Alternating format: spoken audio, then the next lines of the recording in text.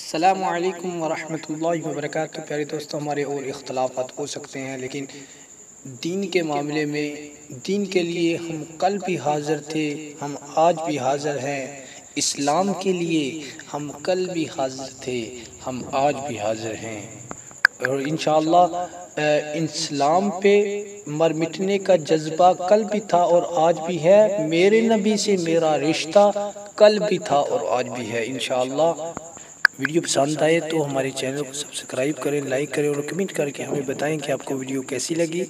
इस वीडियो को ज़्यादा से ज़्यादा शेयर करें, वायरल करने में हमारा साथ दें।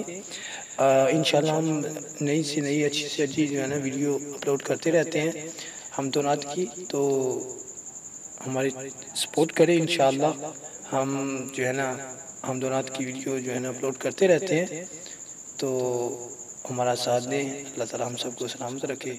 अस्सलाम वालेकुम।